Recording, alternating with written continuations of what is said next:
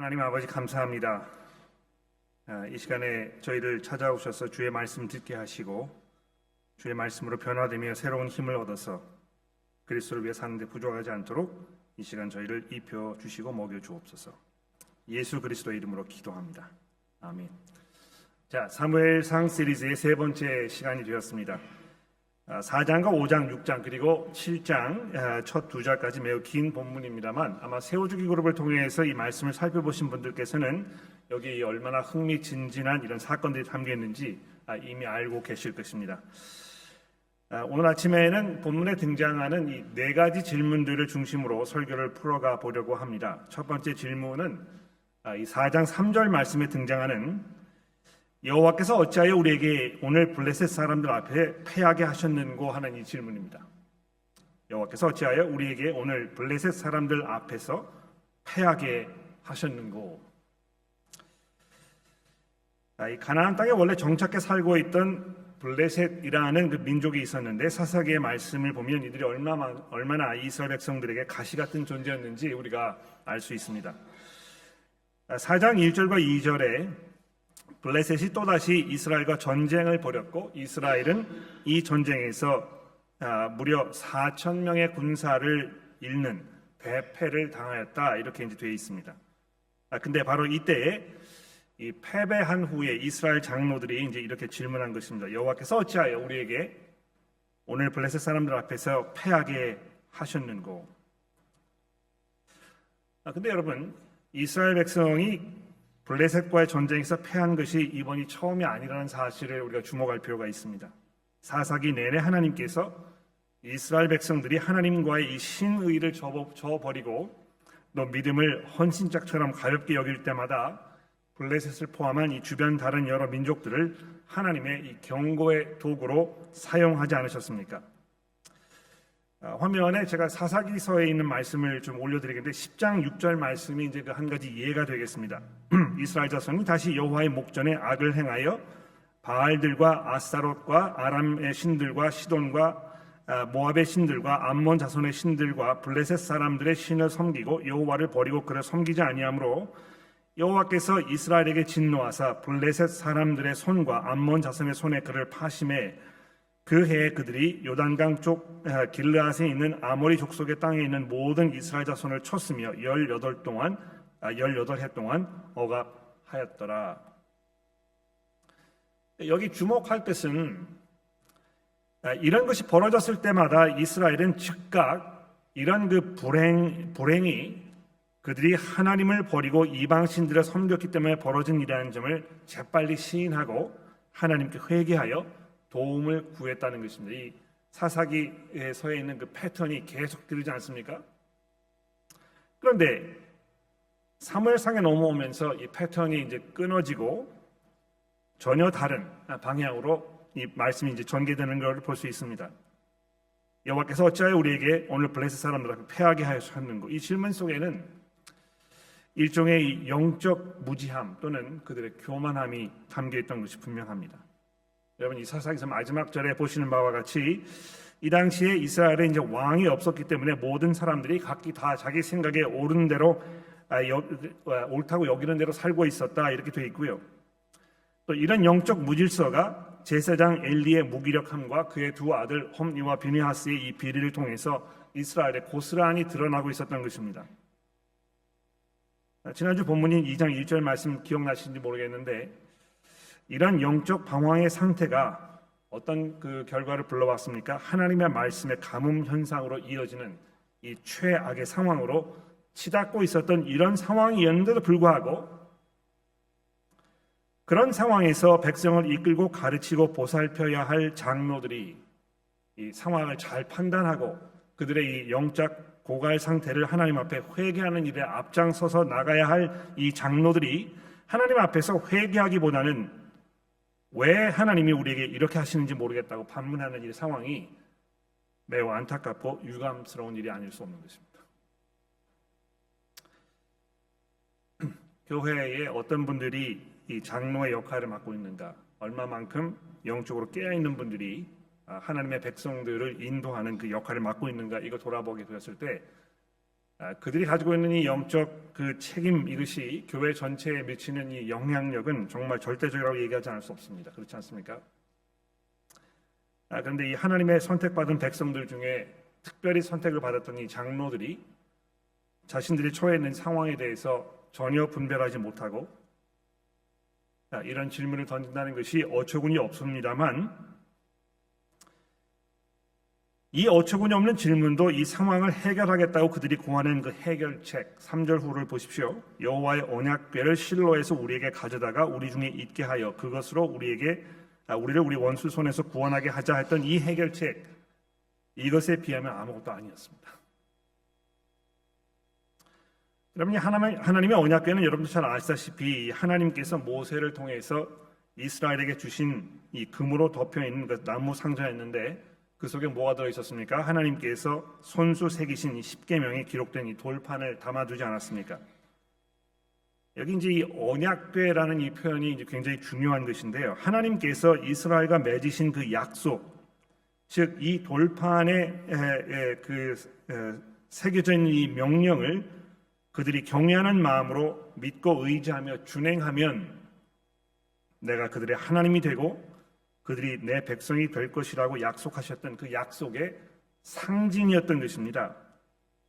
그래서 이스라엘 백성들이 광야 시대를 살면서 이 언약궤를 항상 자기 진영의 가장 중심에 놓고 그걸 이렇게 둘러싸여 있는 상태로 살고 있었던 것입니다. 그런데 3절에서 이스라엘 백성들이 뭐라고 말했는지를 다시 한번 잘 읽어보십시오. 여러분 이거 발견하시는지 모르겠는데 굉장히 중요한 부분입니다. 여호와의 언약궤를 실로에서 우리에게로 가져다가 우리 중에 있게 하여 그것으로 우리를 우리 원수들의 손에서 구원하게 하자. 여호와의 언약궤를 실로에서 우리에게 가져다가 우리 중에 있게 하여 하나님께서 우리를 구원하여 주시도록 간구하자, 이렇게 얘기하지 아니하고 이 언약궤를 우리에다 가져다 놓고 이 언약궤가 우리를 구원하게 하자, 이렇게 했을 때 이 뭘 말하는 것입니까? 이스라엘 사람들이 하나님에 대한 인격적 신앙을 포기하고 마치 하나님을 자기의 힘으로 조종할 수 있는, 그들이 원하는 것을 끌어낼 수 있는 이 마술적인 힘에 불과한 존재로 전락시켜 버렸다는 것입니다. 하나님께서 구원의 하나님이시고 언약을 지키시는 하나님이십니다만, 그 하나님과의 관계는 하나님을 두려워하고 그 말씀에 순종하며 하나님을 향한 참된 경외심을 전제로 하는 것이 아니겠습니까? 하나님을 예배하지 않으면서 삶의 모든 영역에서 내가 하나님의 백성으로 합당한 마음과 생각과 행동으로 살지 않으면서 내게 어려움이 찾아왔으니 이제 하나님을 불러다가 나를 구원하라고 시켜야 되겠다고 생각하는 이 발상이 얼마나 어처구니 없고 오만불손하기 그지없는 이 방자함인 것입니까? 4절에 여호와의 언약궤를 가져왔을 때 엘리의 두 아들 홈리와 비느하스는 하나님의 언약궤와 함께 거기에 있었다라는 이 설명이 얼마나 우리의 마음을 씁쓸하게 하는지 모릅니다. 이들이 어떤 마음으로 하나님의 법궤 옆에 이렇게 버젓이 서 있었을까요? 거기에 담겨있는 하나님의 말씀에 대한 아무런 경외심도 없고 순종하려는 그 의지를 전혀 보이지 않은 상태에서 그 법궤 옆에서 마치 그것이 자기의 소유물인 양, 이것이 자기의 의도에 의해서 힘을 발휘할 수도 있고 하지 않을 수도 있다고 생각되는 이런 모습으로 서 있는 그들의 그 위선적이고 가식적인 그들의 무딘 양심을 우리가 손가락질할 수 있겠습니다만, 제가 드리는 말씀은 우리가 그들의 손가락질하기 전에 우리의 마음을 돌아보고 혹시 우리도 하나님을 이런 식으로 대해드리고 있는 게 아닌지 생각해보지 않을 수 없는 것입니다. 내 신앙을 표현한다는 방식으로 십자가를 목에 걸기도 하고, 혹시 여기 십자가를 목에 걸고 오신 분들 계시는지 모르겠는데 여성 교우분들이 이제 자주 그렇게 하시는 거 제가 지나가다 본 적이 있습니다. 풀지 않으셔도 됩니다. 괜찮아요. 또 내가 그리스도인이라는 것을 알리기 위해서 물고기 스티커를 차에 붙이고 다니시기도 합니다. 교회에 열심히 출석하거나 4시간을 희생해 가면서 교회 일을 열심히 봉사를 하면 내가 혹시 하나님에게 이 환심을 사게 되지 않을까? 그러면 내 정성이 하나님의 마음을 움직여서 내 소원을 들어주지 않을까 하는 기대감을 마음속에 품고 계실지도 모르겠습니다. 교회를 열심히 출석하거나 교회에 많은 봉사를 하시는 것 자체를 제가 비난하고 싶지 않습니다만, 평소에 삶의 모든 영역에서 하나님의 말씀을 향한 열정과 경외심 또 사모함은 전혀 없으면서, 그래서 그 말씀으로 삶이 다듬어지고 믿음이 성장하고 성숙해지는 변화가 없으면서 이런 모든 일들에 헌신해봐야 무슨 소용이겠습니까? 그래서 이 10절과 11절에 이스라엘이 하나님의 언약궤를 실로에서 전쟁터에 가져왔음에도 불구하고 전보다 더 큰 규모의 패배를 당한 것은 어떤 면에서 너무 당연한 결과가 아니겠습니까? 여러분, 이 10절이 설명하는 그 참혹한 결과를 다시 한번 주목해 보십시오. 블레셋 사람들이 이스라엘을 쳤더니 이스라엘이 패배하여 각기 장막으로 도망하였고 살육이 심히 커서 이스라엘 보병에 엎드려진 자가 3만 명이었으며 하나님의 궤는 빼앗겼고 엘리의 두 아들 홈니와 비나하스는 죽임을 당하였더라. 하나님께서 정말 호되게 이스라엘을 심판하셨던 것입니다.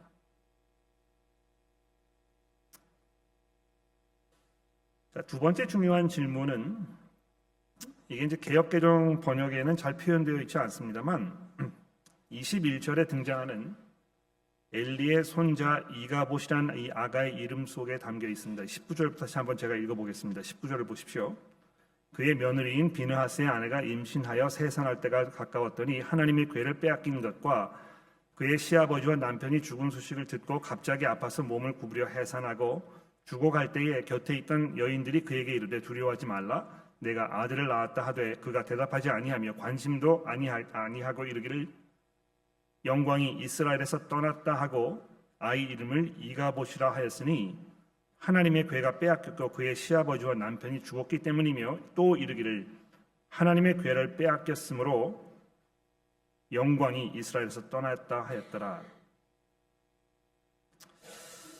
자, 여기 이 이가봇이라 하는 이 이름이 어떤 의미를 가지고 있는지 아주 정확하게 번역하는 것이 그렇게 쉽지는 않습니다만, 이제 하나님의 영광은 어디로 가버린 것인가 하는 이 탄식의 의미가 이름 속에 담겨 있는 것은 분명합니다. 이 가봇이라는 이 그 단어가 이제 영광이라는 뜻인데요. 이가봇 이렇게 했을 때 이게 이제 그 뒤에 있는 것을 부정하는 그런 의미를 가지고 있습니다. 이가봇 이렇게 하면 영광이 없다거나 영광이 어디로 가는지 모르겠다거나 영광이 사라져버렸다 이런 걸 얘기하는 것입니다. 이가봇 이렇게 했을 때 하나님의 영광이 이스라엘로부터 떠나셔서 어디로 갔는지 모르는, 하나님의 영광이 어디로 간 것인가, 이런 질문을 지금 엘리의 며느리가 하고 있는 것입니다. 자, 근데 보십시오. 이 이스라엘 백성들이 가지고 있던 이 언약궤, 이것이 하나님의 영광을 대변하는 그런 물건 아니었습니까? 그렇죠? 그래서 이 하나님의 법궤가 지성소 안에 들어 있을 때 거기에 이 하나님의 영광이 구름으로 그 장소를 가득 채워서 아무도 거기 들어갈 수 없는 이런 그 장엄한 장면이 출애굽기에서 여러 번 반복되는 걸 우리가 볼 수 있는데요. 이스라엘 사람들이 하나님의 영광을 바라보기 위해서 이 언약궤가 있던 그곳에 하나님의 지성소에 들어가서 거기에 가득해 있던 이 영광을 보면서 마음속에 안심을 느끼고 평화를 느끼고 확신을 생각하고 우리가 하나님의 백성이라는 사실을 다시 한번 확인할 수 있었던 것입니다. 자, 근데 여기 이제 여러분 주목해 보셔야 할 것이 있는데요.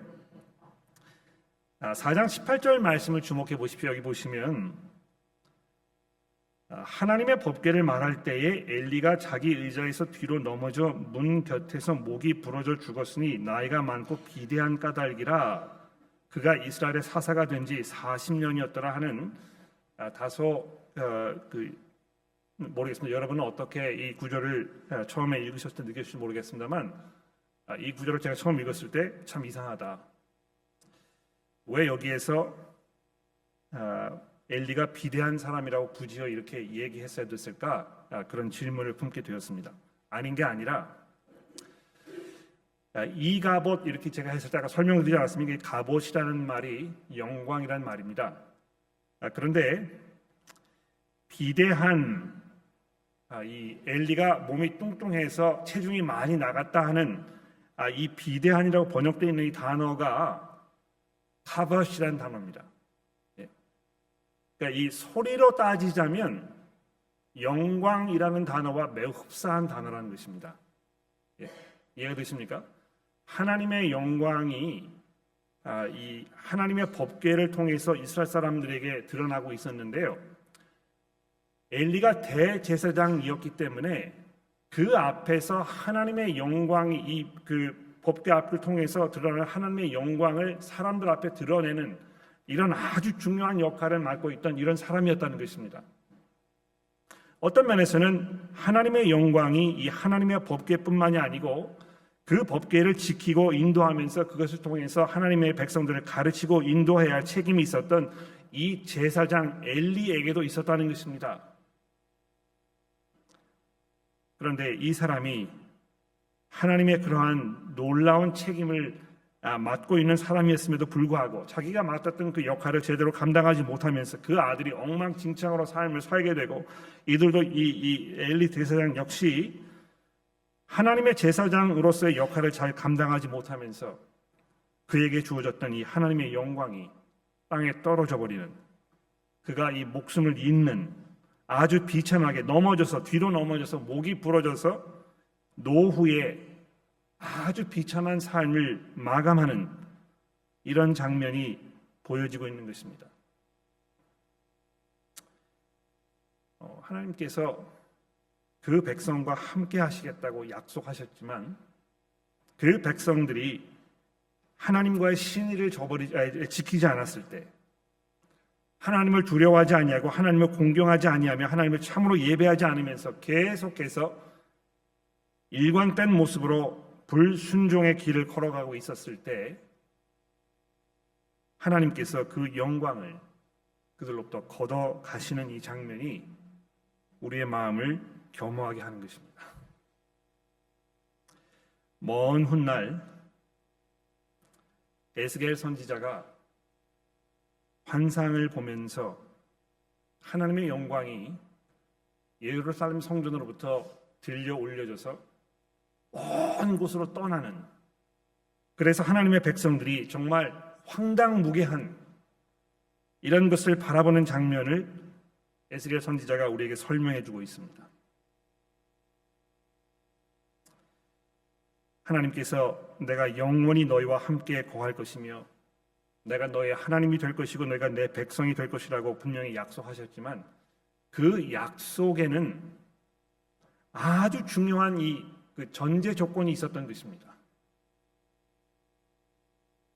내가 너희를 구원해낸 너희의 하나님이기 때문에 내가 이제 너희 앞에 그 명령하는 이 모든 명령들을 너희가 준행하고 나를 향한 너의 경외심을 이 순종과 믿음의 모습으로 보여달라는 하나님의 이 말씀을 그들이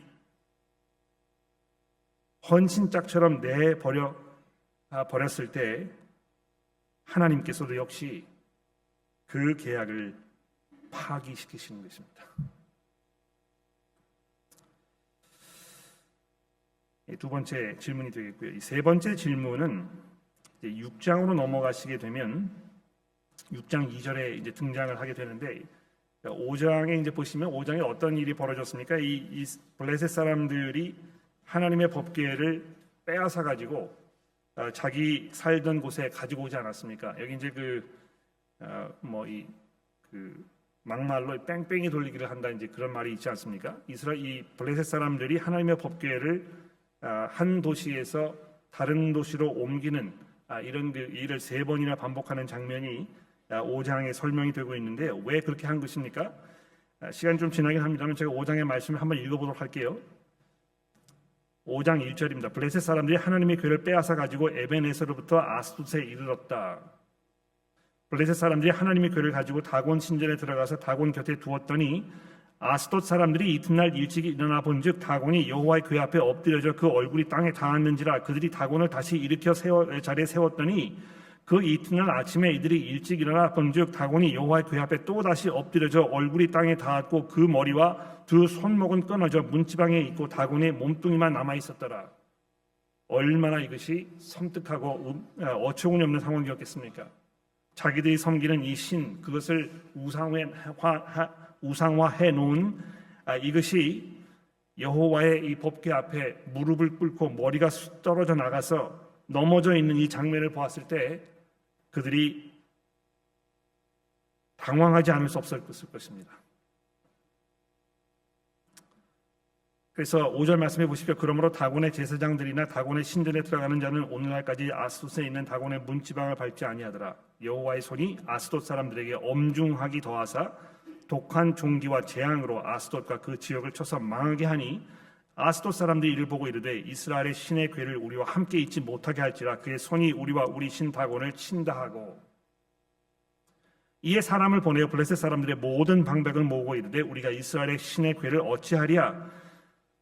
그들이 대답하되 이스라엘의 신의 궤를 가드로 옮겨가라 하므로 이스라엘 신의 궤를 옮겨갔더니 그것을 옮겨간 후에 여호와의 손이 심히 큰 환난을 그 성읍에 더하게 하사 성읍 사람들의 작은 자와 큰 자를 다 쳐서 독한 종기가 나게 하신지라.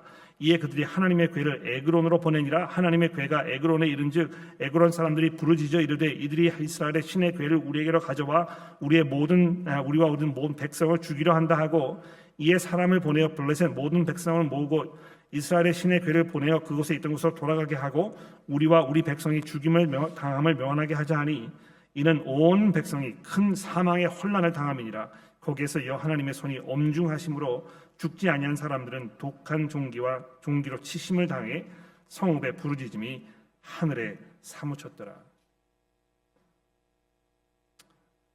여호와의 궤가 블레셋 사람들의 지방에 있은 지 7달이라 블레셋 사람들이 제사장과 복술자들을 불러 이르되 우리가 여호와의 궤를 어찌할까?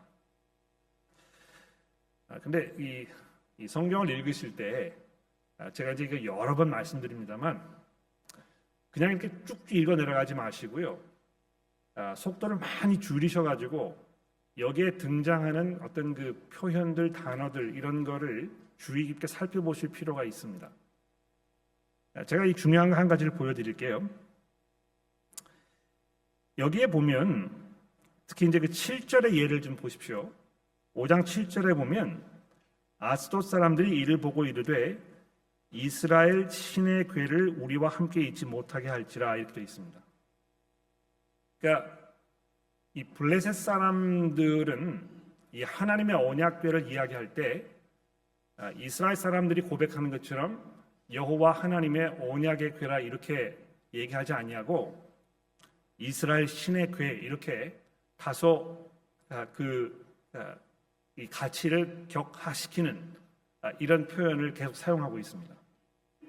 근데 그게 여러 번 반복되거든요. 그러니까 이 블레셋 사람들이 하나님의 법궤를 이야기할 때마다 거기에 대해서 어떤 두려움이 있거나 참 경외심을 가지거나 이렇게 하지 아니하고 그냥 그 물건 이런 식으로 얘기하는 것입니다. 그런데 6장 2절에 내려가 보시면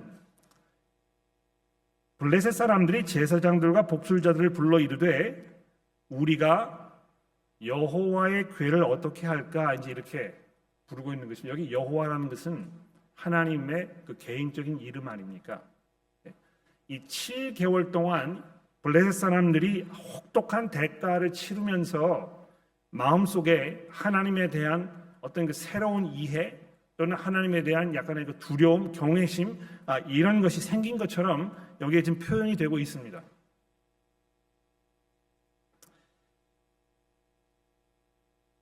블레셋 사람들이 7개월 동안 배운 레슨이 무엇이겠습니까?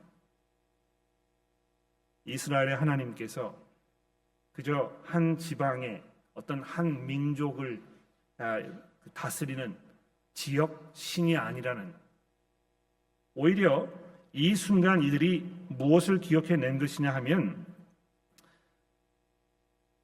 이 여호와라는 이 신이 기억해 보니까 애굽 사람들을 무너뜨리셨던 그 하나님이시구나, 이걸 이제 기억해낸 것입니다.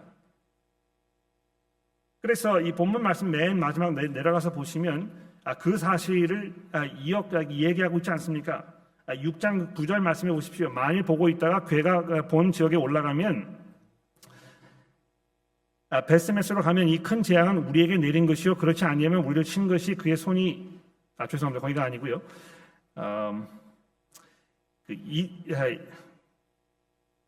제가 이걸 놓쳤네요.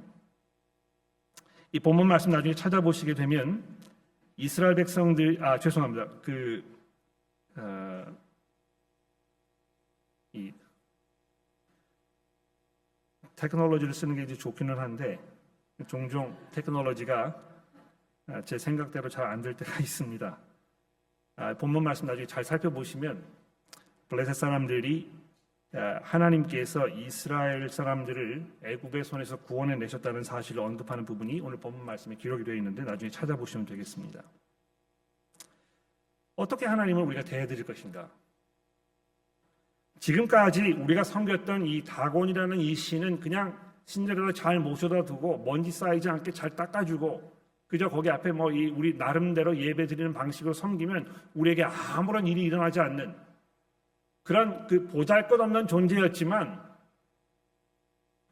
이스라엘의 이 하나님께서는 우리가 생각했던 만큼대로 우리의 생각대로 조정해서 우리가 원하는 결과를 가져올 수 있는 우리 마음대로 움직일 수 있는 이런 존재가 아니라는 것을 이 7개월 동안 이들이 깨닫게 되었던 것입니다.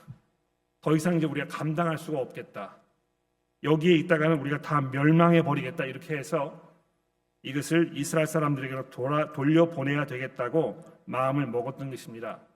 이것도 이들에게는 치명적인 실수였던 것입니다. 하나님께서 블레셋 사람들에게 원하셨던 그 대답은 무엇이겠습니까? 우리가 큰 실수를 저지른 것이 분명하다. 이 하나님께서는 호락호락하신 이런 하나님이 아니시고 우리의 몸과 마음과 정성을 다해서 우리의 지금까지의 삶의 모습을 다 돌이켜버리고 회개함으로 이 앞에 나아가서 하나님께 무릎을 꿇어야 할 이러한 존재라는 것을 믿음으로 고백하는 것이 올바른 반응이었지만 이들 어떻게 했습니까? 이 하나님은 우리와 상관하지 말아야 되겠다. 그저 이스라엘 사람들이 섬기는 신으로 남도록 내보내버리자. 이런 현상이 요즘에도 계속 반복되는 것 같아요. 복음을 설명드렸을 때 그 복음을 들으신 분들이 하나님의 은혜 가운데에서 예수 그리스도 앞으로 무릎을 꿇고 회개하면서 새로운 삶을 살게 되는 놀라운 변화가 그들의 삶 속에 일어나기도 합니다만 정말 안타까운 것은 얼마나 많은 분들이 복음을 들었을 때 그거는 그냥 당신들만 생각하시라고 나는 거기와 무관하게 내 방식대로 내 삶을 그냥 살아가겠다고 이렇게 이야기하는지 모릅니다. 이 하나님께서 또 그분께서 죽은 자 가운데서 불러일으키신 예수 그리스도께서 만왕의 왕이시며 모든 임금의 임금이시라는 사실을 깨닫지 못하고 바로 그분의 손안에 사망의 권세가 무너뜨려졌다는 사실을 인식하지 못하면서 마치 이것이 어떤 특정한 일부류의 사람들의 문제인 것만으로 이것을 전락시키려는 이런 방법이 계속해서 이 세상에도 반복되고 있다는 것입니다. 치명적인 실수라는 것입니다. 마지막으로 6장 20절에 내려가 보십시오. 여기 보면 이 하나님의 법궤가 이제 비로소 이스라엘에 다시 돌아오는 7개월 후에 돌아오는 이 장면이 설명이 되어 있는데 이 19절에 보시면 베세메스라는 그 지역의 사람들이 이제 등장합니다. 이 사람들이 이스라엘 사람들이었음에 분명하고 더군다나 이 사람들이 레위인들이었다는 것이 이제 분명합니다. 그런데 베세메스 사람들이 19절 어떻게 했습니까? 여호와의 궤를 들여다본 까닭에 하나님께서 그들을 치셔서 그들 중에 5만 7천 명이 죽임을 당했다고 이야기하고 있지 않습니까? 그 일이 있은 후에 20절에 보십시오. 베세메스 사람들이 이르되 이 거룩하신 하나님 여호와 앞에서 누가 능히 서리오. 여러 면에서 이 6장 20절의 이 질문은 4장부터 계속되어 온 이 본문 말씀의 이 이야기의 결론이 아닌가 생각합니다. 하나님께서는 얼마나 거룩하시고 얼마나 영광스러우시고 얼마나 놀라우신 분인지 그 앞에 감히 함부로 나아갈 수 없으며 마치 그분을 우리의 생각대로 좌지우지하면서 우리가 원하는 것을 그분에게로 끌어내기 위해서 협상과 타협이 가능한 이런 분으로 생각할 수 없다는 것입니다. 교우 여러분, 하나님은 어떤 분으로 생각하고 계십니까? 하나님께서 너무 외로우셔서 주일에 한 번 내가 교회 가서 찾아뵙고 잘 계시는지, 뭐 필요하신 건 없는지, 제가 좀 해드릴 건 없는지 여쭤보는 그런 분 정도로 생각하고 계시지 않습니까? 마치 하나님과 흥정을 벌여서 내가 원하는 것을 내 방식대로 하나님께로부터 끌어낼 수 있는 분으로 이렇게 착각하고 계신 것은 아닙니까? 하나님, 제게 지금 어려운 일이 벌어졌는데요, 이번에 한 번만 이렇게 해주시면 제가 정신을 차리고 이제 하나님 원하시는 대로 해드릴게요. 뭐 싫으면 관두시고 원하시면 그렇게 한번 해주십시오. 그럼 제가 잘 해보겠습니다. 이런 식으로 생각하시는 건 아닙니까? 하나님은 잘 믿는 사람들도 있고 또 그렇지 않은 사람들도 있고, 뭐 하나님을 섬기기 원하면 섬기는 대로 살면 되는 것이고, 그렇지 않으면 그냥 내 방식대로 살면 되는 것이고, 이런 분으로 생각하고 있는 것은 아닙니까? 그러나 베세메스 사람들이 하나님 앞에 외쳤던 것처럼 이 거룩하신 하나님 앞에 누가 감히 나아갈 수 있을 것인가? 그분의 은혜가 아니면, 그분의 부르심이 아니면 누가 과연 그 앞에 나아가서 하나님을 예배하고 섬길 수 있을 것인가?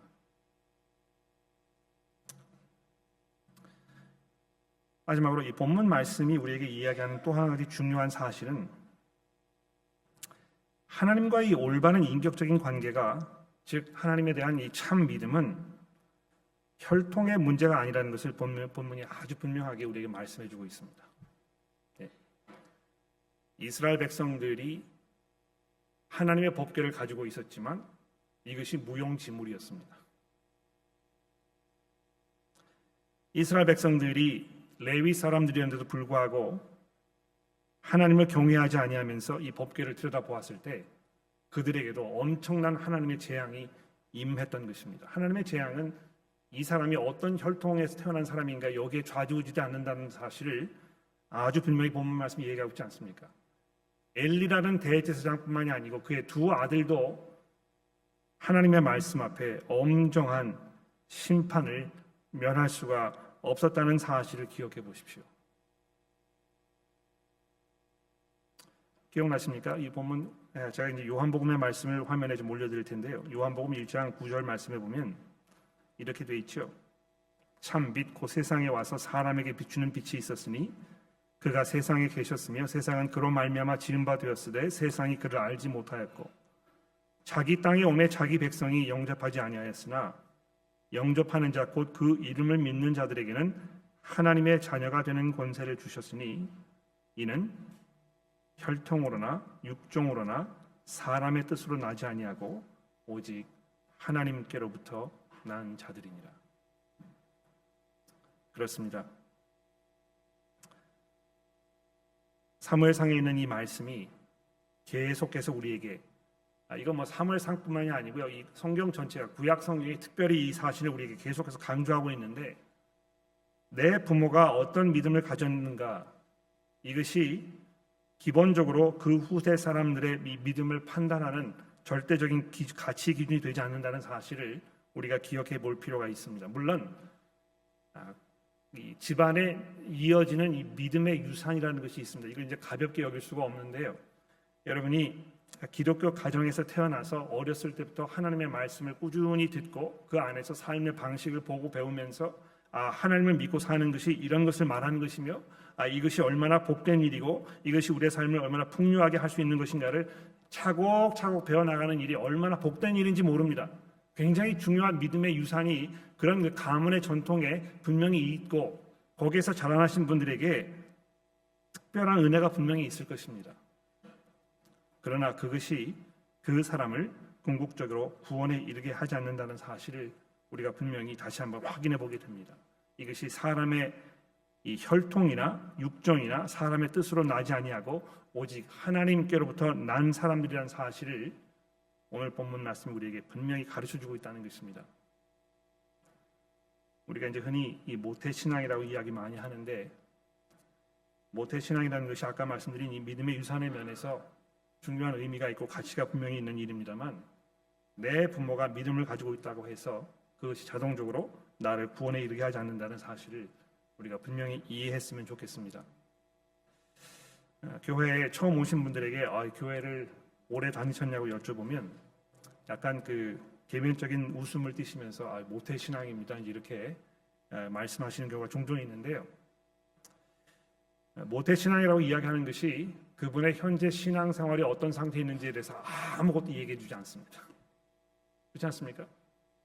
우리에게 중요한 것은 지금 내가 이 순간 이 자리에서 내가 듣고 있는 이 하나님의 말씀, 특히 우리의 구주이신 예수 그리스도를 향해서 내가 얼마만큼의 사랑과 경외의 마음으로 내 삶을 살고 있는지를 말씀하는 것이 더 중요한 것입니다. 그리스도인이라는 것은 예수 그리스도를 사랑하고 그분께 부르심을 받아서 그분의 은혜 안에 살고 있는 사람이기 때문에 그런 것입니다. 오늘 네 가지 중요한 질문을 던져보았는데요. 이 질문의 요점은 바로 이것입니다. 이 거룩하신 하나님 여호와 앞에 누가 감히 서겠는가? 아무도 그럴 자격이나 권한이 없습니다. 이것은 오직 하나님의 은혜를 통해서 부르시는 그 부르심에 합당한 모습으로 사는 사람들에게 주어지는 하나님의 은혜라는 것을 우리가 깊이 이해하게 되기를 간절히 바랍니다. 기도하겠습니다. 하나님 아버지, 이스라엘 백성들의 삶에 하나님께서 나타내셨던 하나님의 그 영광스러운 모습을 우리가 다시 한번 돌아보게 됩니다. 저희가 너무 가볍게 하나님을 대해드리며 우리가 하나님을 대수롭지 않은 분으로 착각하면서 우리의 방식대로 우리의 삶을 고집하지만 우리의 요구를 들어주셔야 한다고 하나님을 협박하고 있는 것은 아닌지 돌아보게 됩니다. 하나님 저희를 도와주셔서 그러한 생각으로부터 깨어나게 하시고 하나님을 향한 참된 믿음과 겸손함으로 겸허함으로 참회하는 마음으로 통회하는 모습으로 주의 은혜의 자리에 나아가도록 저희를 도와주옵소서. 예수 그리스도의 이름으로 간절히 기도합니다.